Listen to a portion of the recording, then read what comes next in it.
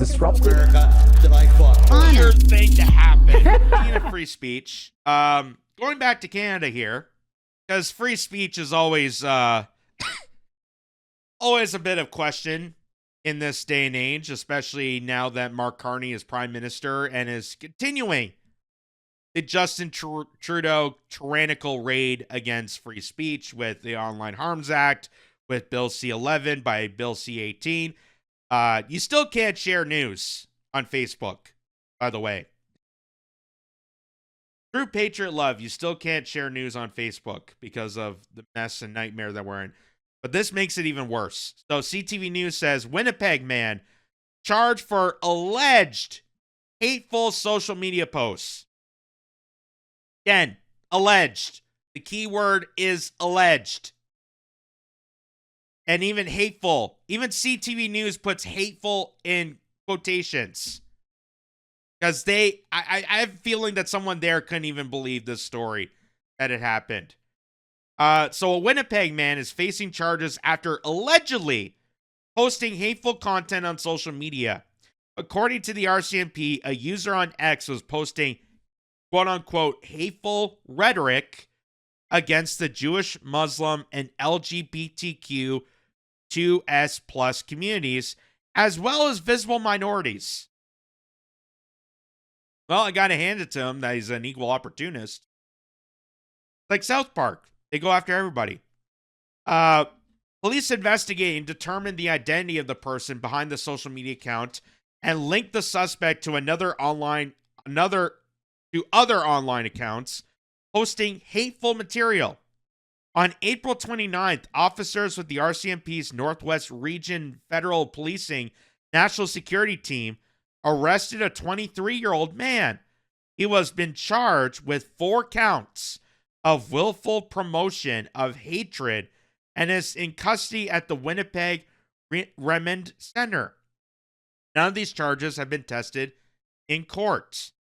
So, good to know that Mark Carney, when he says that Canada should become more European, he's definitely committed to it. Because this is the same exact insanity that's happening in Germany, the same insanity that's happening in the UK, and across European countries. Because they changed their legislation to incorporate this tyrannical force, this crackdown on free speech. And people have a hard time understanding this in Canada. I've been having fights left, right, and center, still to this day, about this. That people are willing to defend censorship, willing to defend crackdown on Canadians because they want to go after and police people online. That we can't spread hatred, we can't spread bigotry. And what I've been saying throughout this entire process is, one, you have to be principled on free speech. You have to be principled across the board. Otherwise, you're not for free speech. And the second part is, if there was actually a threat to violence, if there's actually a means that's going to cause someone harm, that is already incorporated in the criminal code. We don't need censorship laws on top of that. The reason that we have censorship laws in Canada is to control the narrative. And why are we controlling the narrative? Because the establishment is petrified that Canadians, if they become more awake, if they become more knowledgeable about the crisis situation they're in right now, they're going to revolt. And that's not me saying that. That was the RCMP stating that. The RCMP in a secret letter that got revealed. That they're worried that Canadians might be smart enough to understand that they're getting screwed. So they need to keep things on lock. They need to keep people angered and fighting each other, and they need to control the narrative. And how they do that, they start locking up people, arresting them for hateful content. Well, who defines hatred in this country? The federal government. But I can't figure out what hateful is. I can't say what I hate. When did hate become such a bad word?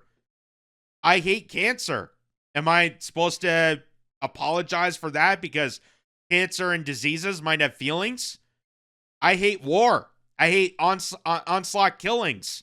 I hate that lives are being wiped away with our tax dollars. I hate that we're in constant wars right now. Why is that such a bad thing? Why is that such a bad thing? But this is their excuse to manufacture this crisis so they can arrest Canadians, lock them up for their free speech, go after our charter rights and freedoms, and take full control of the narrative so they can take full control of the population. So here's Jasmine Lane talking about this, which I believe she's from Manitoba, actually. So she's very on site about this. Says Manitoba NDP is also in the works of passing legislation to make it a criminal offense to misgender someone, even if accidental. Which, to me, that is barbaric. To me, that is barbaric. And regardless of how you feel about transgenderism and misgendering or accidentally calling someone by their wrong pronouns, what have you, making a criminal offense for an accidental offense compared to actual violent crimes that are taking place in communities across Canada that police are not dealing with adequately, that the judicial process is such a joke that they're letting violent offenders roam free on the streets, is absolutely nuts. It's absolutely nuts. And I've worked at my last retail job. I worked with transgendered workers. And there are moments, there are times when people would approach them and accidentally misgender them. Not because they're ignorant, not because they're hateful or bigoted, but because we're human beings. We make mistakes. And sometimes you know a person from their previous identity and you're starting to recognize them as their new identity, and it takes the time process. So sometimes you say something accidental and you don't mean it as a bad thing, and you apologize for it and you move on. But Manitoba NDP wants to make that a criminal offense. How is that possible? How is that possible? How are police saints in Manitoba not up in arms and saying how stupid this is? Remember when Doug Ford wanted to crack down on people of Ontario who were going outside against the COVID lockdown? People were going outside exercising. He wanted the cops to arrest people. And policings across Ontario said, no, we're not going to do that. But they're okay with this. She also says, when that is your priority, not the homeless crisis, affordability, drug crisis, increased crime, etc., you are on the wrong path. And she's quoting this guy saying, it has begun, brothers and sisters, be ready. So it's also on top of this. So they're trying to incorporate all of this because this got passed. This is from the jade.ca. Legit, that's an actual website. Even though they're trying to call out anti-Semitism. I think that's a little anti-Semitic there. Canada and Manitoba invest $95,000 to train prosecutors on hate crimes amid rising anti-Semitism in Winnipeg. So instead of incorporating that to communities to decrease the need of hatred, which the hatred, if you look at civilization as a whole, hatred, bigotry, anti-Semitism, all of that originates from despotism. When a society becomes so desperate, but then they're programmed and trained from the bottom, from the top down, they're programming these people to hate amongst each other instead of hating the oppressors that are causing this dilemma, that are causing the anti-Semitism rise. Anti-Semitism coming from Zionism itself. They need anti-Semitism to survive, otherwise Zionism doesn't survive. So they have to manufacture all this hate crime rhetoric and suppression of speech and saying that businesses are being affected. Even though every time I see this report coming out of Canada saying that anti-Semitism and hate crimes are on the rise, that doesn't get followed up with police reports. I don't see records of it. So how can I believe that there's anti-Semitism on the rise, that there's hate crimes happening, when there's no records of it? Which makes me think that's all manufactured to promote this kind of censorship so they can crack down on ordinary Canadians posting things online. They need this to keep the Zionist tyrannical force alive and well throughout Canada. And you remember this. This is from Faskin. I think that's how you say it, Faskin. It says, Pro-Nation's digital impact. Canada's digital bills set to die on the order paper. So, originally, when Justin Trudeau resigned and Parliament was prorogued, they killed off the censorship bills. And we thought that was going to be the end of it. But now, incoming Mark Carney, now that the Liberals have gained a fourth term, they're bringing this back. So, if you thought Mark Carney is for change, boy, you got duped. Because Mark Carney is Trudeau the next generation. It's just another iteration of Justin Trudeau, which is an iteration of global dominance, of a post-nationalist Canada, which is what Justin Trudeau said in 2015, that Canada was going to become a post-nationalist society where globalists are going to dominate control over Canada, not the government. They're going to dictate what legislation gets passed. They're going to dictate what Canada needs to do. It's going to look like a democracy. It's going to fabricate itself and be a front to look like a healthy democracy, but it's all being done at the hands of globalists like the WEF, like Klaus Schwab, like the people that penetrated Trudeau's cabinet. And it's happening at an alarming rate. So, here, for example, is the boys from Blender News, who do excellent work. I highly recommend people check them out. Here's the guy from Blender News telling you exactly the trajectory of Mark Carney introducing this heinous legislation and pushing forward for more censorship. Not being against it, not looking at Trudeau's past and saying how awful it is. He's going to continue it. So listen to this. Carney just pulled back the curtain on the Liberal plan to crush free speech. And here's why every Canadian should be absolutely alarmed. Do you remember Bill C-63, the Online Harms Act, aka the Online Hate Speech Bill, aka the Free Speech Killer?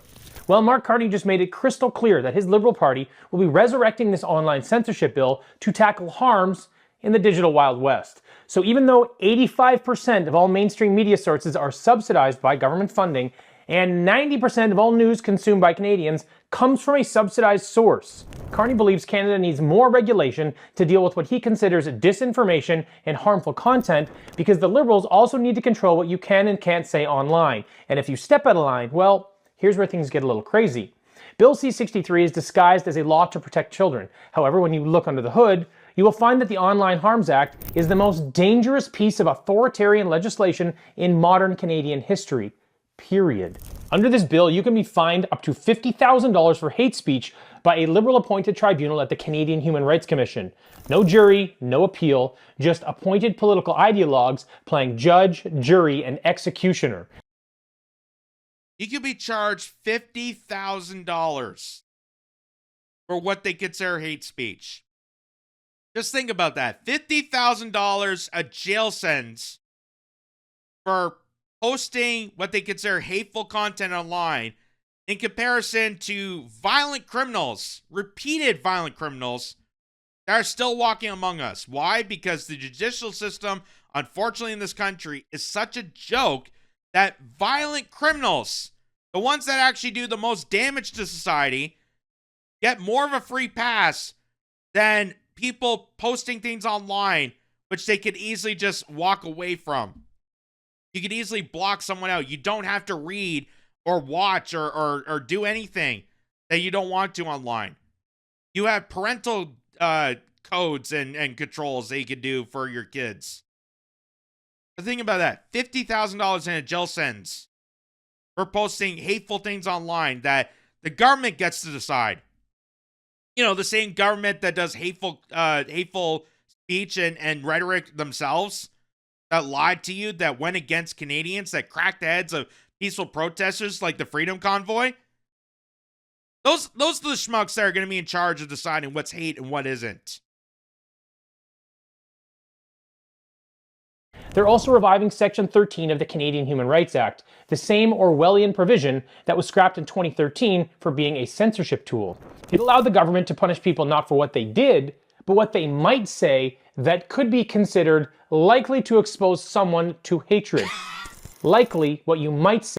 That's right. Pre-crimes. It's like Minority Report with Tom Cruise. They're going to charge you with pre-crimes for future crimes you may or may not commit. That's why that CTV article we just showed you said it was allegedly, because they can't even prove it. They can't even prove this guy wrote something hateful online. But they're assuming that he did something harmful online, and they gave him a jail sentence. They sent him to prison.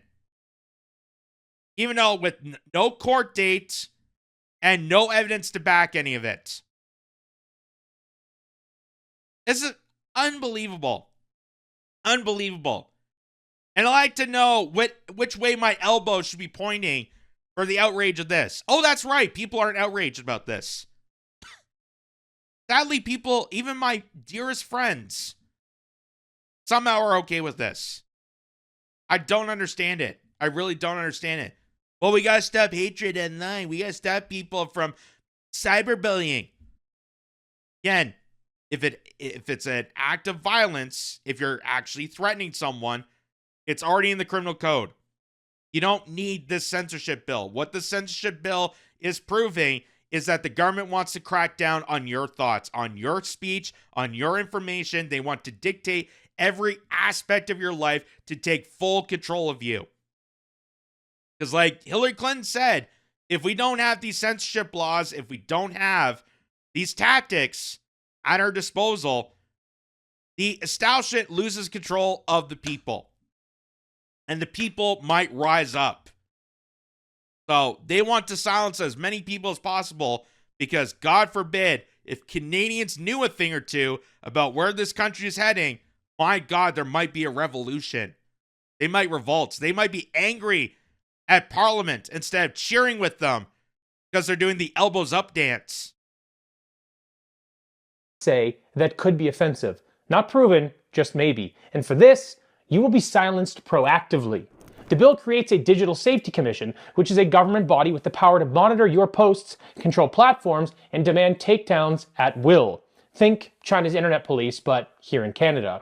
A new criminal offense called offense motivated by hatred comes with a life sentence. Yes, life in prison for online speech that the government deems hateful. The bill also allows for retroactive indictments, so you better take down those old tweets or leave the country while you still can. And the best part, I cannot believe this is a legit thing. I can't believe that history, after all the horribleness, after how many years have we been lectured by people about the horrors of the Soviet Union, about Adolf Hitler, about Mussolini, about, back in the Dark Ages when the lords and the priests and the kingdoms would take control of the citizens, take control of the peasants, and take away their books and their ability for knowledge. And here we are in 2025, and they want to roll it out even more. And it's even going to be worse.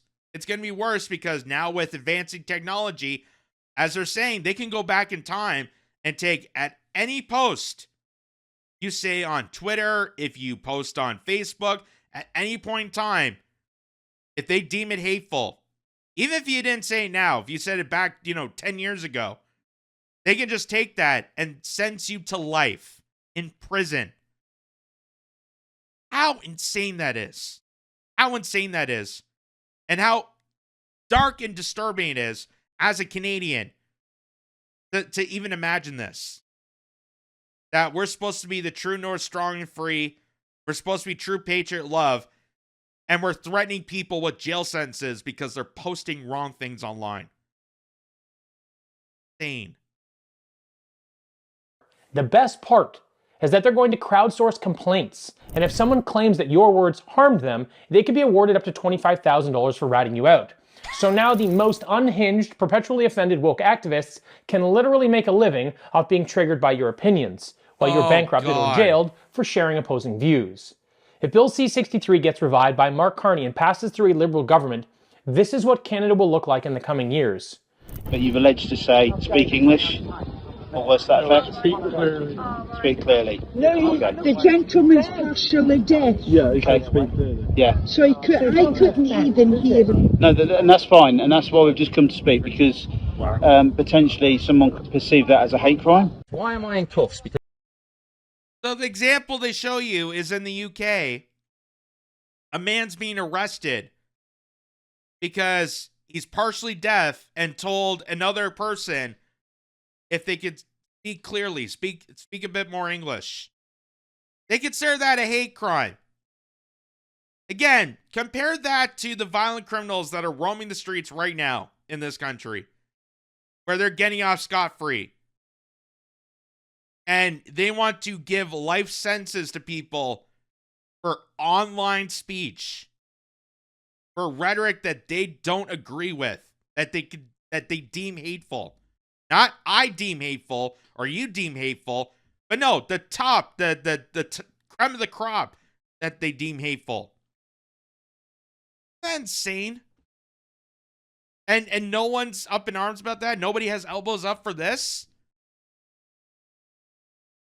there's something he shared, then I shared. Because someone has been caused, obviously, anxiety based upon your social media page.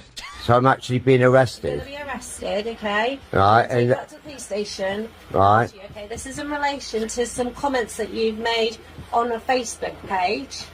And just when you thought it couldn't get any worse, consider that this censorship blueprint mirrors the UK's dystopian laws, where thousands are jailed for social media posts every year, others for protesting with signs that are deemed hateful, and even some for thought crimes. In 2023 alone, over 12,000 people were arrested for what they posted online. That's over 30 arrests per day for tweets, Facebook posts, and even private messages that someone, somewhere, found offensive. People have been fined, jailed, and fired for things as simple as jokes or political opinions. Others have had non-crime hate incidents added to their permanent records, even when their actions did not constitute a criminal offense, just because someone got offended. In fact, over 250,000 non-crime hate incidents have been recorded in the last 10 years, even against children as young as 9.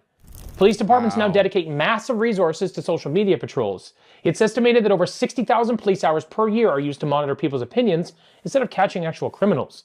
But this is what happens when you let the government decide what hate means. It creeps into religion, politics, comedy, debate, and eventually your DMs, your memes, and your conversations with friends. Nothing is off limits. Mark Carney's comments were a roadmap, a warning of what's to come if Canadians hand the keys back to the Liberals. This isn't just about protecting kids or fighting hate, it's about political control over online speech. It's about silencing opposition, shutting down dissent, and weaponizing the government against anyone who dares to challenge the state-approved narrative. But free speech isn't some abstract concept. It's the foundation of every other freedom we have. If we can't openly debate, question, or criticize the status quo, then how are we supposed to fix this country? Because we can't solve problems when we're not allowed to talk about them. Exactly the point. Exactly the point. And still to this day amazes me. I still have people arguing for this. Arguing for censorship. Well, it's about the kids. It's about the kids. We gotta protect the kids. There's cyberbullies everywhere. There's people spreading hatred and bigotry and things that make me uncomfortable. that regardless of anything you say, I don't care how much you despise that person or despise that comment or how you feel about anything. That's regardless of that, the important thing of free speech is the principle value of it. That if we don't have free speech, we don't have society. Think of how advanced human civilization can't be without free speech. That's why we are in the position we're in right now. And what the government, what oligarchs, what the technocracy, the globalist class of the WEF, if they're pushing more and more of this to the point of no end, then they're pushing for the destruction of society. That human beings cannot flourish, human beings cannot survive without the genuine principle of free speech. It's not just a legal matter, it's a human issue. And that's why human society across many countries, regardless if you're American, Canadian, UK, France, Germany, Chinese, Japanese, Australian, where you are in the world, people should be allowed to express their free speech. And stuff like this is going to make an absolute hellish nightmare for society. It had nothing to do with the kids. It had nothing to do with protecting kids. It was all a lie that they sold you, emotionally sold you to trick you into giving up your rights. And as Blender News correctly pointed this out, that it's not protecting kids. It's not for the intentions you think it's going to be. And people keep repeating that because they're emotionally brainwashed and manipulated to think otherwise. But really it's them giving up their rights, their charter rights and freedoms as Canadians that our ancestors fought for. That people have died on battlefields to fight, to protect, and now it's going to be taken away by someone like Mark Carney in the hopes to help stop hate speech. What hate speech? What they consider hate speech. Not me, not you, not anybody else. But what the government decides is hateful.